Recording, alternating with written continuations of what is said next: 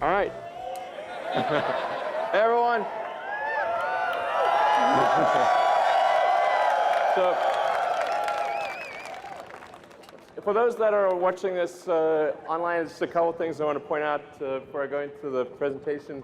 The projector that is producing that image is powered by a Model S. There are no wires. So that is a projector on a Model S with the energy coming from the battery pack, and that is what's producing that image. And that is the factory. Like a lot of people may not realize, that is actually part of the factory. That is not a screen. And the people in the audience are the people that have designed and engineered and built the Model 3.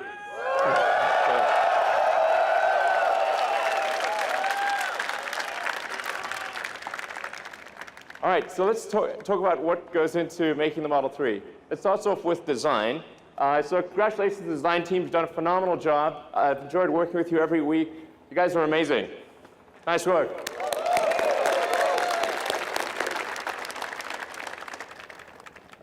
So there are many elements of the design. It's difficult to actually say exactly what makes it good, but except to say that we agonize over every curve, over every detail, every corner, every element of the interior, the exterior, including things that people probably won't even notice. We care about every part of it.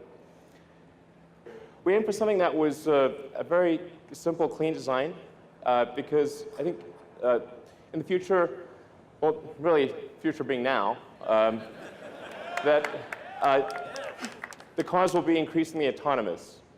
So you won't really need to look at an instrument panel all that often. You'll be able to do whatever you want. You'll be able to watch a movie, talk to friends, go to sleep. Every Tesla being produced right now, the Model 3, the Model S, the Model X has all of the hardware necessary for full autonomy. And I think a lot of people still don't realize that. It's got the 8 cameras, it's got 12 ultrasonic sonar, it's got the forward radar, and it's got over 10 teraops of computing capability. Let's go more into the interior.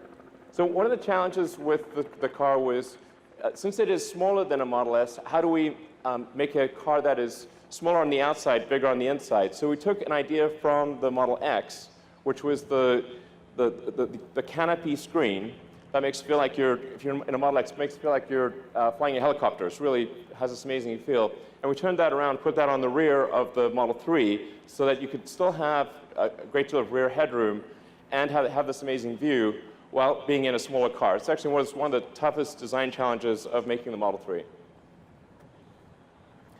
And then in terms of engineering the car, we had to engineer it to be a lot easier to build. The Model S is an amazing car, but it's very hard to build. So we had to get the part count down, design it still to be light, but also to make it affordable. And I think that the team's done an amazing job of that. And then where this really shows up is in things like safety. So let's take a look at the safety video. So on the one hand, you've got a car that is one of the safest cars in the world, a Volvo S60.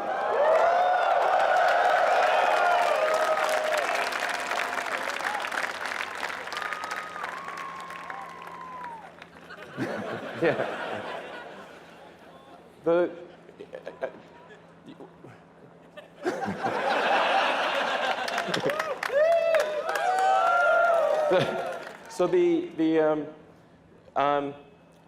are a lot of cars that say they are 5-star, and they are sort of 5-star. That's not a scientific metric, but even though they are something like the Volvo, great car, by normal standards, very safe.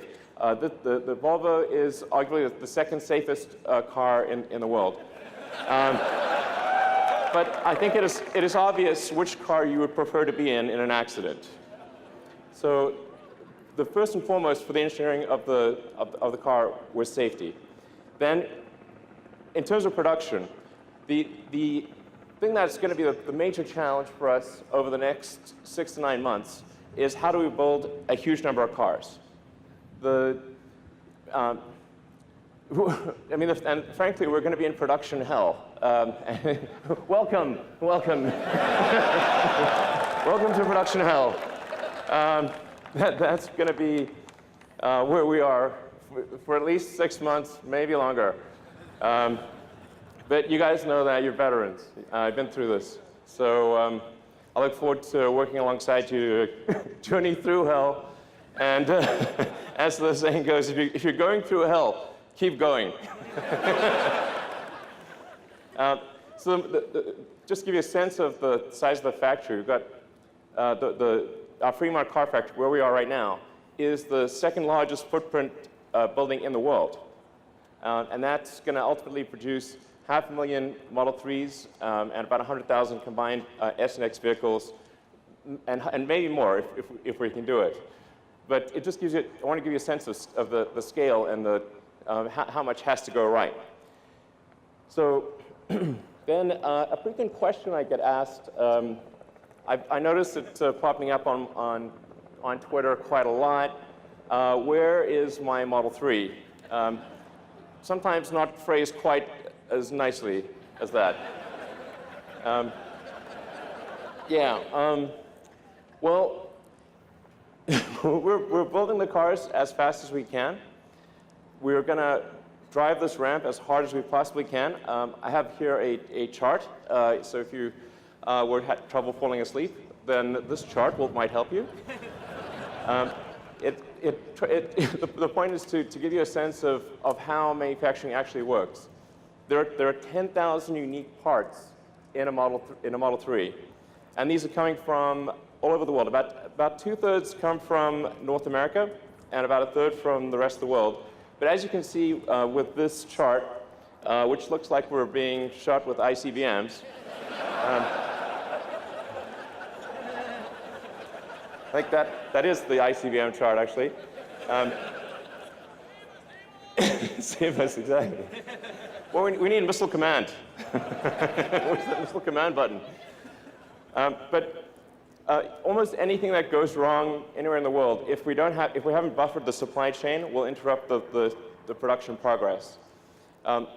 When you have 10,000 unique items in a vehicle or any object, any one of them can slow down the production process. So the production rate will move as fast as the slowest and least luckiest component in the whole mix. Then on top of that, we have the Gigafactory. So this is just a stop motion. We started off with there being nothing. There was just a sort of desert, and built what is now it's actually now the largest battery factory in the world. And when it's done, will produce more lithium-ion batteries than the rest of global production combined for one building.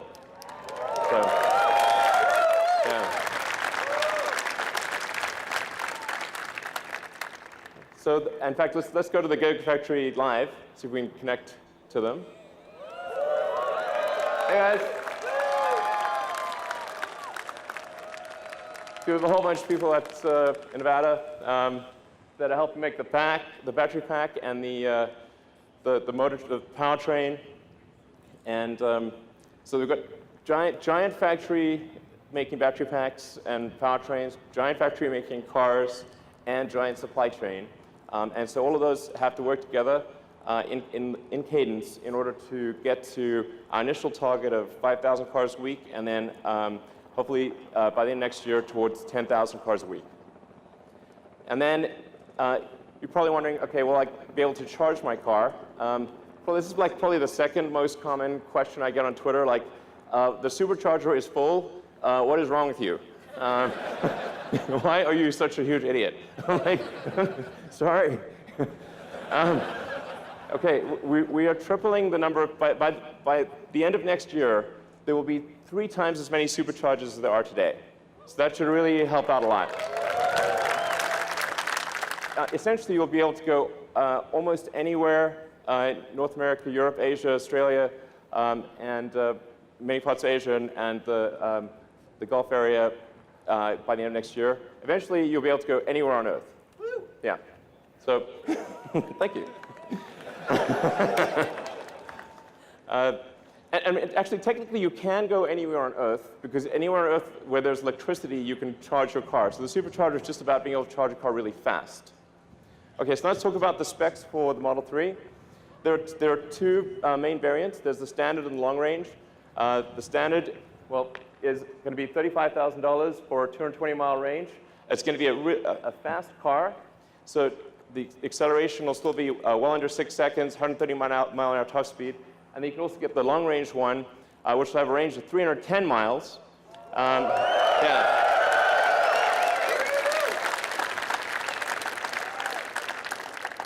And be about roughly 5 seconds 0 to 60, 140 mile an hour top speed. So it's going to be a really great car. I think you will not be able to find a better car, gasoline or electric, in that price range that is anywhere near as great.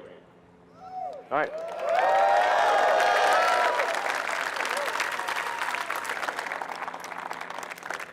So let's hand over some cars. We have the first 30 production cars here being charged right now, right there.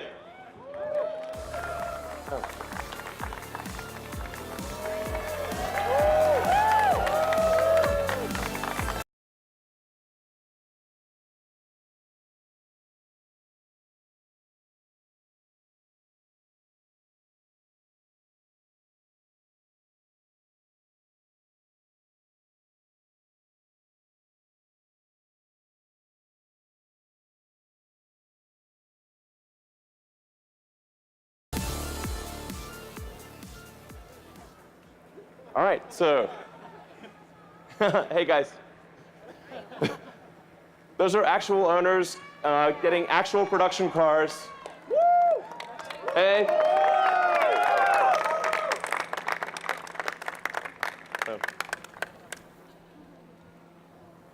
So there's actually, let's see, there's actually a total of 50 production cars that we've made this month.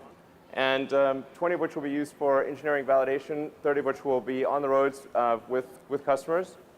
And I want to just say to those that have lined up to buy a Model 3 and that in some cases spent days outside of our stores to be first on the list, I just want you to know that really matters to us.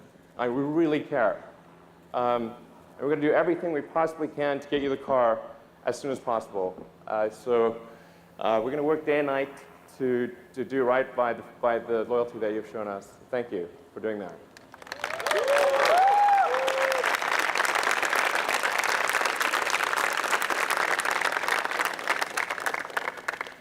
And then just a reminder, we've got now 3 cars in production.